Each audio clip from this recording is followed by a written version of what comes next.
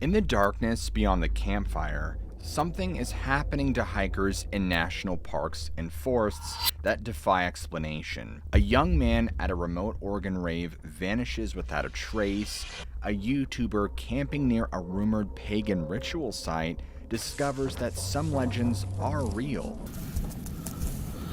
Two separate expeditions into Puerto Rico's El Yunque National Forest encounter beings that simply shouldn't exist. In this episode, I'm going to take you through 3 cases that beg the question, what the hell is happening to hikers? I'm Josh Ninocchio. This is What Lurks Beneath. You won't want to miss this one. On the morning of August 5th, 2020, a 27-year-old DJ named Michael Bryson was sitting inside of a converted school bus at a campground in Oregon's Unkown National Forest. It was roughly 4:30 in the morning, and Michael had been at this outdoor rave party for hours, playing music for the crowd and having a good time with roughly 40 or 50 other people who were all camping out here for someone's birthday celebration. Michael was exhausted.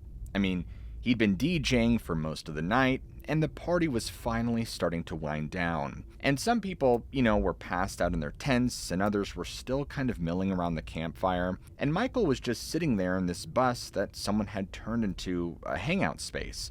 He was thinking about getting some sleep and just turning in for the night. But as he sat there, something just felt off, and he couldn't quite really identify it. He just had a weird feeling like he needed to get some fresh air.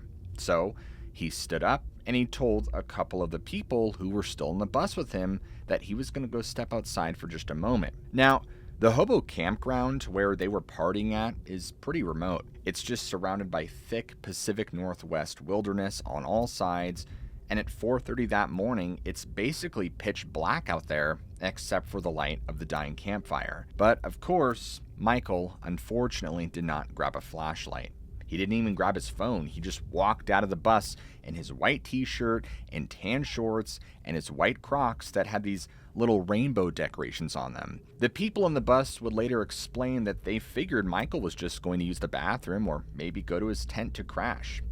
All his camping gear was still there. His tent was set up, his sleeping bag was inside. They had no reason to think anything was wrong. But unfortunately, Michael never came back. About 12 hours later, at around 5 p.m. on August 6th, Michael's parents, Parrish and Tina Bryson, were at their home in Harrisburg, Oregon, when they got a phone call that would change their lives forever. It was from one of Michael's friends who had been at the party, and they were calling to ask if Michael had made it home safely. Parrish and Tina were immediately confused, and he told them he was going to this birthday party camping trip at Hobo Camp, but he wasn't supposed to be home yet because the party was supposed to last through the entire weekend. So Tina asked the friend, what do you mean is he home? He's supposed to be with you guys. And that's when the friend explained that Michael had vanished from the campsite early that morning and nobody had seen him since.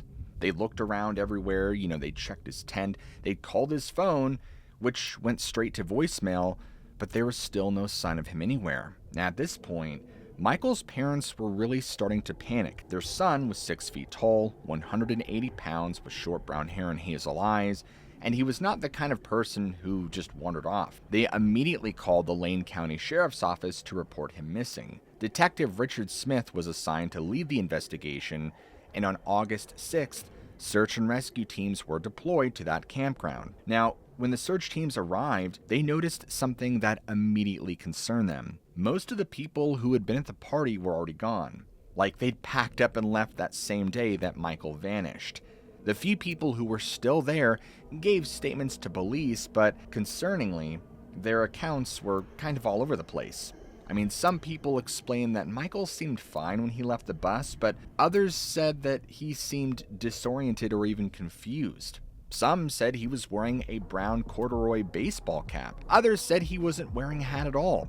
For whatever reason, nobody could agree on which direction he'd walked when he left the bus. So, search teams had to basically cover every possible direction Michael could have gone. They used foot patrols to comb through the forest, they brought in horses to cover more ground, and they even flew drones overhead with thermal cameras. They searched along every trail, every creek, every ravine within miles of the campground. But after 19 days of very intensive searching, there wasn't a single trace of Michael Bryson. However, his parents refused to give up, and even after the official search was called off on August 24th, Parrish and Tina kept going back to that campground. They organized their own search parties with volunteers, and they put up missing flyers all over Oregon. In hopes that their son wasn't missing, they continuously checked his bank account, hoping to see some activity, but there was nothing. And for the next several few months, his parents would just live in this horrible limbo, not knowing if their son was truly dead or alive or what happened to him. On December 11th, 2020, so more than 4 months after Michael vanished, a hiker was walking along Bryce Creek Road, which is about a mile west of Hobo Camp campground, and he spotted something in the underbrush. It was clothing, a white t-shirt and tan shorts. Immediately, this hiker called the police, and when investigators arrived, they confirmed that these were the clothes Michael had been wearing the night he vanished. But here's something really strange. This area where the clothes were found had already been searched multiple times during those original 19 days of the search and rescue op. Search teams had walked right through that exact spot with dogs and everything, and of course, there had been nothing there. So somehow, Michael's clothes had ended up in an area that had already been thoroughly searched, and nobody could explain how or why. Which, by the way, this is not exclusive to this case. There are many other missing 411 cases where something like this or very similar has happened. These clothes were sent to a lab for testing, but they didn't reveal any new clues about what had happened. For starters, there was no blood on them, there was no signs of violence. It was like the clothes were just taken off and abandoned there, and that was it. Additionally, call it peace of mind if you will, but the police found no evidence of foul play or anything bad happening to Michael, but they also couldn't explain how this 27-year-old man just vanished from a campground full of people without anyone seeing anything. Unfortunately, Michael Bryson is still missing. His parents are still searching and still hoping for answers, and as of today, the case remains completely unsolved. If you've seen him or know anything about his whereabouts, please contact the local authorities. On the evening of October 29th, 2023, a YouTuber named Gaz loaded up his camping gear into the back of his van while his dog, Fendi, watched from the passenger seat. Gaz ran a YouTube channel called Grizzly Gaz, where he basically went out to the wilderness in the UK and filmed himself camping in various remote locations. And he'd been doing this for a while now, just building up a pretty decent following of people who liked watching him go out there and explore and kind of just rough it out in the woods. Pagans used to dance naked around an open fire and perform rituals. But this particular camping trip was going to be different from his usual ones, because earlier that week, he had been researching and scouting locations for his next big video when he stumbled across something that was pretty interesting. A forum post about a forest in the UK that supposedly had a lot of legends and rumors attached to it. People claimed that pagan groups would meet up in this forest to perform rituals. And according to these stories, these groups would gather at midnight, near this massive fallen tree that was supposedly their meeting spot or altar or something. For Gaz, this was going to be amazing content. I mean, imagine if he could actually catch something like that on camera. And even if nothing happened, just the atmosphere alone would make for a fantastic video. So he's like, you know what? I'm going to go camp right next to this fallen tree and see what happens. So he and his dog, they drive out to the forest, and when they get there, it's already starting to get dark around him. So he grabs his backpack, he gets his camera equipment ready, and, he's kind of running all around excited because, well, dogs love going on adventures. And then the two of them start trekking into the woods. The hike to find this fallen tree takes roughly about 30 minutes, and the entire time that he's filming, talking to the camera about legends and stuff, the forest just gradually gets denser. And because there aren't really any proper paths, they're kind of just pushing through undergrowth and, climbing over logs and stuff. But eventually... So, I'll see you up there. And here it is, look. That's the altar stone down there, up on top of moors. he spots what he thinks must be the ritual site. There's this massive tree that had fallen over years ago, and the area around it has been kind of cleared out, like people had been using it regularly. So to him, this is perfect. This is exactly what he was looking for. He sets his tent up right there next to the fallen tree, maybe 20 feet away from it at most. And as he's pitching the tent and getting everything organized, Fendi's sniffing around the area, and Gaz is still filming, talking about how he's going to stay up and see if anything happens at midnight. Once his camp is all set up, he decides he wants to explore the area a bit before it gets completely dark. So he grabs his flashlight and his camera, and he begins to head off into the woods, leaving Fendi back at the tent. And he's out there for maybe 20 minutes, just kind of getting a feel for the place and, getting different angles of the forest floor. But again, because there aren't really any paths and it's getting darker, he just decides to head back to his tent before he gets lost. He gets back to his tent and, he zips it up, and they just decide to settle in for the night. Now, it's probably around 10 p.m. or so at this point, and they've got a couple of hours before midnight when something might happen. At first, everything's pretty quiet. I mean, really quiet. Gaz is actually commenting to his camera about how there's no sounds at all. Like no birds, there's no insects, there's no forest sounds at night. There's just silence. And he's joking about it, saying that maybe all the animals know to stay away from this place. But then, maybe an hour or so goes by, and both him and his dog can hear a strange knocking sound. It's not like a random forest noise. I mean, it is a deliberate knock, knock, knock. Like someone's knocking on a door, but there's no door out there. Now, Fendi immediately starts growling, which is weird because Fendi's usually a really friendly dog. And so Gaz is getting freaked out, and he's whispering to his camera, trying to explain what's happening, and he's telling himself it's probably just a branch falling or something, that there has to be an explanation. But then they hear footsteps. And these aren't like animal footsteps. They're heavy and deliberate, like a person just walking around their tent. And Gaz is trying to stay calm from the camera, but you could tell he's getting nervous. I mean, he came out here hoping maybe something weird would happen and he could catch it on camera. He wasn't expecting someone to actually come right up to his tent. Fendi is just getting more and more upset. I mean, he could visibly see her hackles are getting raised and she's growling and it's getting louder, and she's very freaked out. And we all know how perceptive dogs can be. The footsteps continue to circle the tent, and suddenly something hits the tent. Hello? Like a rock or a branch or something. It just smacks right into the side of it, and then another and another, and objects are being thrown at the tent from different directions. Gaz has had enough. He grabs his flashlight. He's like, okay, I'm gonna go see what's out there. And Fendi tries to follow him out, but Gaz is doing his best to get his dog to stay put.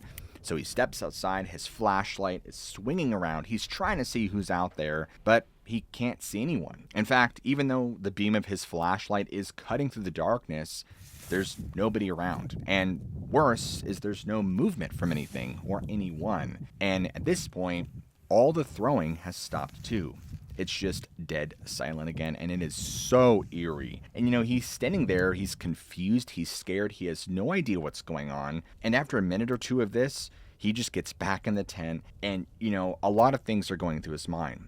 He's just trying to rationalize it to his camera and just thinking that, maybe there's just some kids trying to scare me or something, but I don't know. The second he zips the tent back up, there's just this massive boom, this thud against the tent. Something way bigger than a rock just slammed into it, and the entire tent shakes, and Gaz's camera, of course, goes flying out of his hands and drops to the ground. Now in the darkness of the tent, all you can hear on the camera audio is just heavy breathing. Not Gaz's breathing, though. Someone else is breathing right outside the tent. And during this, he's fumbling around trying to find his flashlight. When he finally gets it and shines it around, there's something really wrong here. The tent fabric is actually pressing inward in a weird way. He reaches out to touch it, and he realizes he's not in the tent anymore. Somehow in all the chaos, he'd gotten turned around and he's outside the tent in darkness. And at this point, he is in full panic mode. He's searching for his tent with just his flashlight, and of course Fendi's barking from somewhere out in the darkness, but he can't tell where. He's disoriented, he's confused, he doesn't know what's happening. He's stumbling around for probably like 5 minutes, and his flashlight finally catches the edge of his tent. And so, he runs over to it, and he could see that something has pushed the entire tent down. Like, the poles are bent and the whole thing is partially collapsed. Gaz doesn't even try to figure out what's happening. He doesn't care. He just knows that he needs to get out of there, and now. So he grabs his bag, grabs Fendi, grabs the camera that's still recording, and, they just take off running.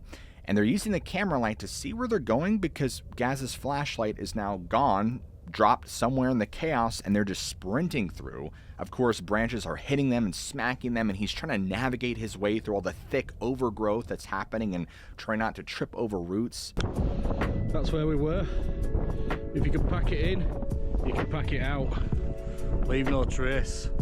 Fortunately, they're somehow able to make it back, and he throws the dog in, and he jumps in, starts the engine, and floors it out of there. And he doesn't stop driving until he's miles away. Well, the next morning, after he's had time to, calm down and just go over everything in his mind that happened, he decides to go back and get his tent and whatever other equipment he had left. So he drives back there in broad daylight and hikes back to the exact spot where his campsite was. When he gets there, his tent is completely destroyed. Last night, it had been partially collapsed, but now it's been shredded. I mean, it is torn apart, and his gear is just scattered everywhere. But it wasn't until he got home and reviewed all of his camera footage that he realized just how close he came to something really bad happening. When he listened back to the audio from when the tent was being pushed down, when everything was chaos and he was trying to find his tent in the darkness, you could hear something in the background that he hadn't noticed at the time. Screaming. Men screaming. Not like scared, but like war cries or something. And it wasn't just one or two voices. It sounded like there were 20 or 30 men out there, and right before Gaz had grabbed the camera to run, you could actually hear them. They were running. All of them running toward the tent, and it turns out those rumors about pagan groups meeting in the forest for rituals weren't just rumors. There really were groups that would gather at that fallen tree at midnight, and Gaz had set up his tent right in the middle of their site. And when they showed up for their meeting, well, they weren't happy about it. Gaz and Fendi were just lucky they got out when they did. I have saved the strangest story for last. I think you guys are going to enjoy this one. It's weird. On a humid October evening in 1973, a group of 9 people stood at the edge of the Yunque National Forest in Puerto Rico, preparing to hike up into the mountains. Their leader was a man named Heriberto Ramos, and he'd organized this expedition because, well, something very strange had been happening in Puerto Rico over the past few weeks. All across the island, people had been reporting strange UFO sightings. And not just like 1 or 2, but tons of them. And not just lights in the sky, but actual craft hovering over neighborhoods and farms. And I mean, it was out of control. And what made it even stranger was that around this same time, farmers began finding their livestock dead. Well, not just dead, but mutilated, like something had surgically removed specific organs from all these animals. So Heriberto and his team wanted answers, and they figured if there really were extraterrestrials visiting Puerto Rico, the most likely place they'd be was El Yunque National Forest. It's massive, it's dense, it's a rainforest that covers the mountains, very remote, and barely any trails. I mean, think, if you wanted to hide from humans, that's where you'd go. Normally, when you're hiking in a forest at night, you'd be worried about predators. But here's the thing about Puerto Rico. There are no large predators. There's no bears, there's no mountain lions, nothing like that. In fact, the most dangerous animal you might encounter is a snake or something. So, as Heriberto and his team began hiking up this narrow mountain trail with their lights, they weren't really concerned about any immediate dangers. They were looking for something else entirely. And they'd been hiking for maybe about an hour when they saw something coming down the trail towards them. Initially, Heriberto thought it was just other hikers, which would have been weird because it was getting pretty late, but not impossible. And as these three figures got closer, everyone in the group kind of stopped and stared. These three people, two men and a woman, they were all wearing the exact same clothing. And identical outfits, actually. White shirts, dark pants, and even though that was strange, as they passed by, their faces were different. In fact, they weren't just different from them, but they almost all had the exact same facial features.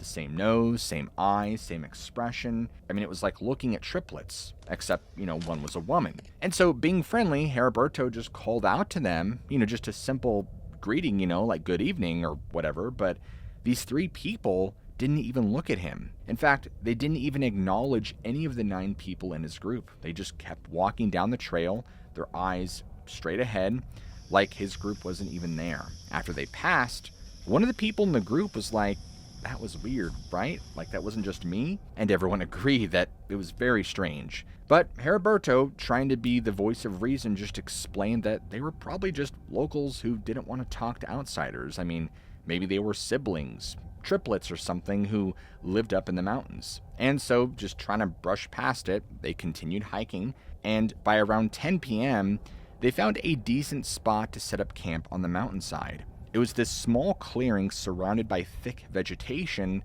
and they figured this was a great spot to wait and watch for UFOs. So they set up tents, they built a small fire, and settled in to keep watch. Now, for the first couple of hours, nothing happened. They took turns scanning the sky, but there was nothing unusual, just stars and clouds. At around midnight, as most of the group was starting to get drowsy, they heard something. It was a rustling sound, but it was coming from the vegetation around their campsite, and it wasn't loud, but it was definitely noticeable. There was something moving through the leaves, and then they heard it from another direction, and another, and it was coming from multiple spots around their campsite. Heriberto stood up and shined his light into the trees, but he couldn't see anything, and the beam only penetrated maybe 15 or so feet into the vegetation, and so he called out, asking if someone was there, but there's no response. But there was more rustling. Now, I want you to remember that there are no large predators in this area,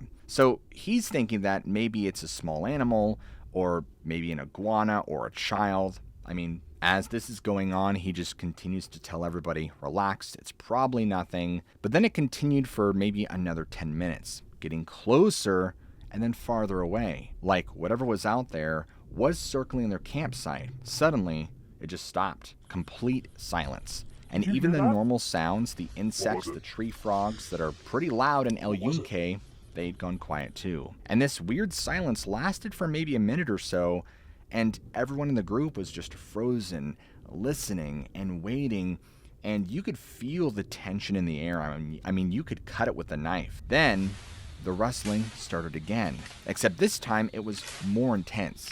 Like, not just one or two things moving around, but like 5 or 6 or more, and they were crashing this time, crashing through the vegetation. There was branches snapping, and it sounded like there were these stomping noises, and so, freaked out, everyone in the group grabbed their lights, and they're shining them around the forest. They're trying to get to the bottom of what's happening. They don't understand it, and for the first time, they saw them. There were these figures that were standing between the trees.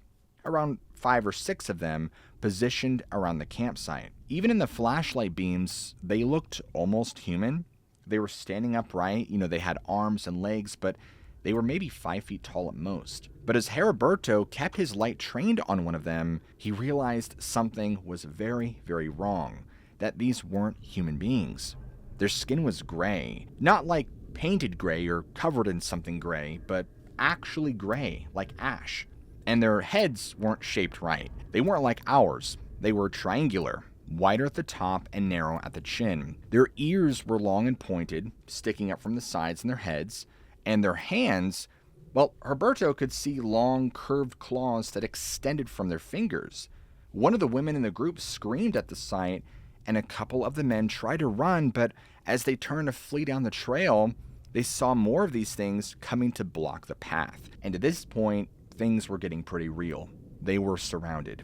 These things began moving closer, tightening the circle around the campsite, and they moved in this very unsettling way. They kind of swayed and they crouched, but it was very smooth. Their motion was almost like they were gliding. And their eyes, when the flashlight beams hit their faces, their eyes reflected the light like a cat's, except obviously they're much larger. And so the group, not knowing what to do, huddled together in fear at the center of their campsite, and they're completely terrified.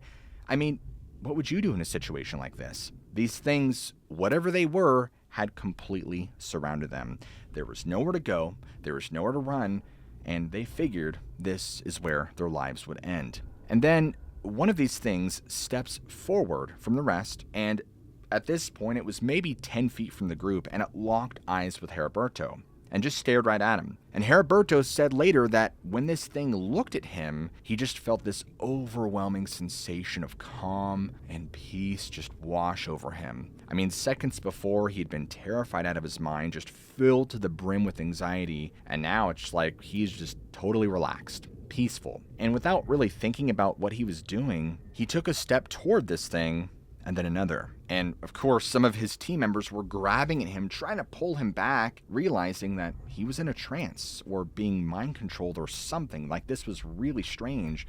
But of course, as they're grabbing at him, he kind of just shrugged them off. And he walked right up to this thing until he was probably 3 feet away. Heriberto stood there staring, and other members of his team started acting weird too. One guy turned and started walking into the forest like he too was in a trance. Another woman dropped her flashlight and just kind of began swaying back and forth, humming to herself. It was clear that something was happening to his team. Another member, who was still somewhat aware of what was happening, he tried to grab the guy who was walking off into the forest, but as soon as he touched him, he seemed to fall under the same spell. Both of them just wandered off into the darkness, and within minutes, all 9 members of the team were just dispersed, walking through the forest like zombies, like literal zombies. Obviously, they weren't running or panicking anymore, they were just gone. As they walked, they began encountering more strange things. One woman stumbled upon this object on the forest floor.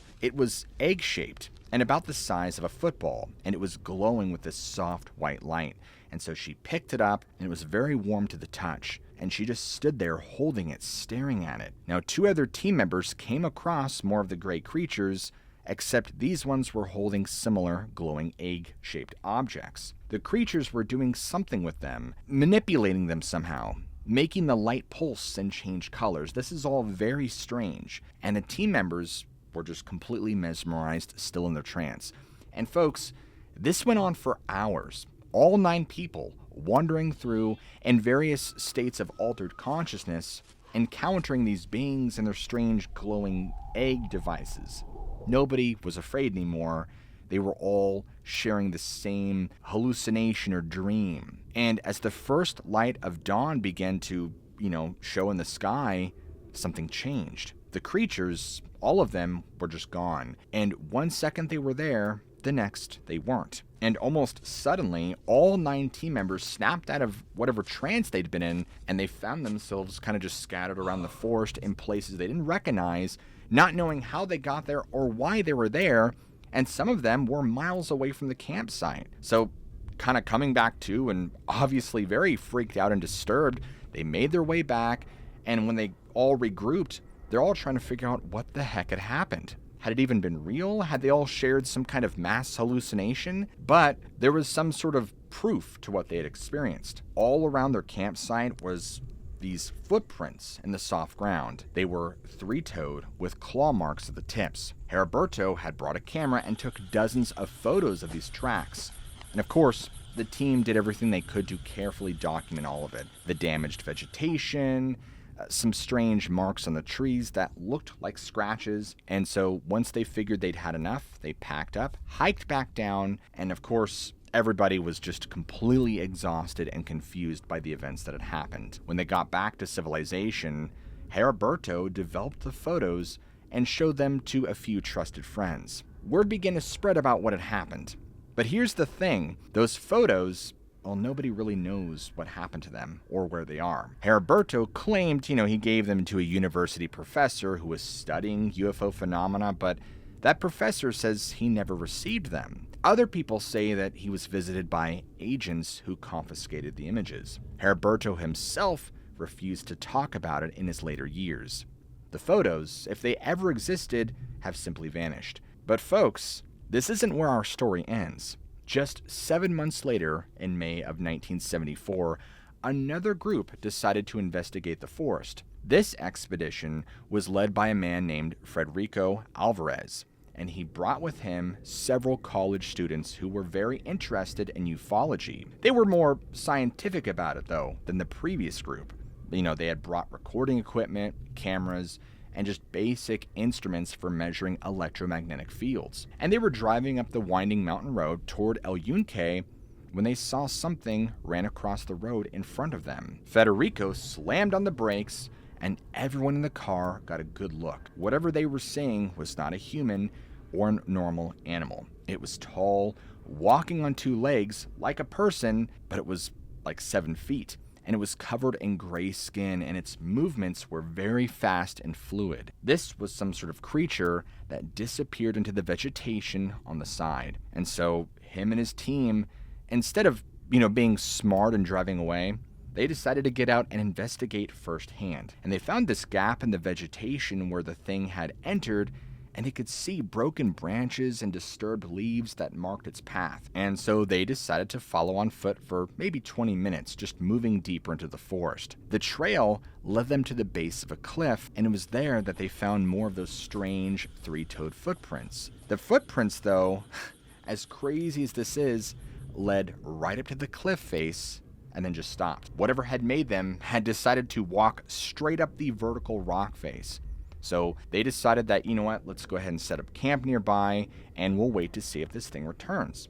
So they found a spot near the Mount Britain Observation Tower, which is this old stone tower that had been built back in the 30s by the Civilian Conservation Corps. In fact, it's still there today, and tourists hike up to it for the views.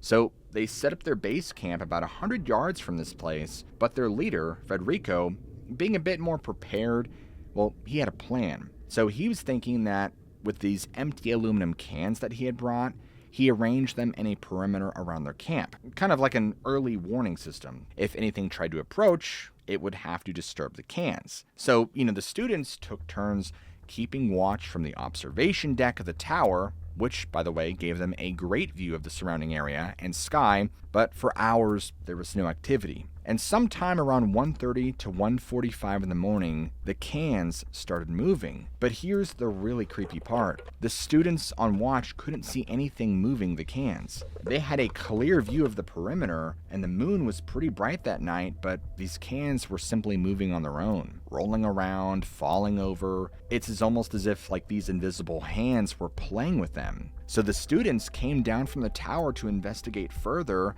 and they're shining their lights around. They're looking for a source of what's moving these cans, but they still could not see or understand why these cans were being moved. But this continued on for 15 minutes, and at exactly 2 in the morning, something appeared in the sky. From between 2 mountain peaks to the east, this craft emerged. It was disc-shaped, classic, flying saucer style, maybe 30 feet in diameter. It wasn't making any sound, it was just kind of gliding there. And it stopped and hovered in place for about 5 minutes, maybe 1,000 feet up.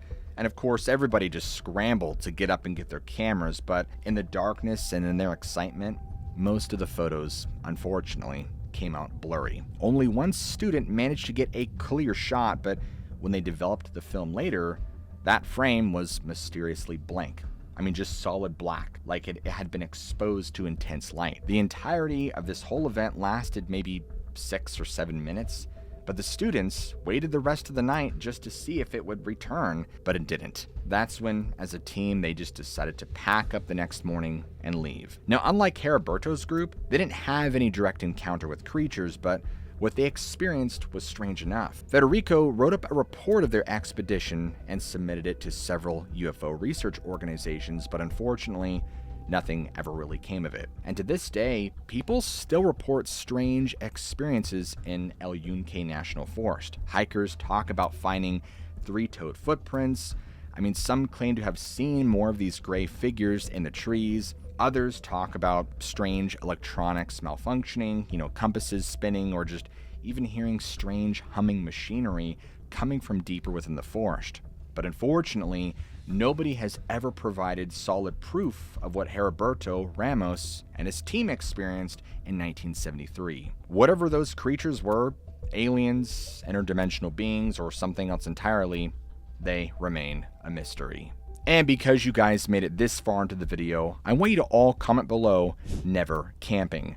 So that way I know who made it to the end of the video and who didn't. And if you guys enjoy this kind of content where we dive into strange cases of the mysterious and supernatural, what are you waiting for? Smack that like and subscribe button right now for more content just like this. As always, I love you all, keep an open mind, and I'll see you all in the very next episode.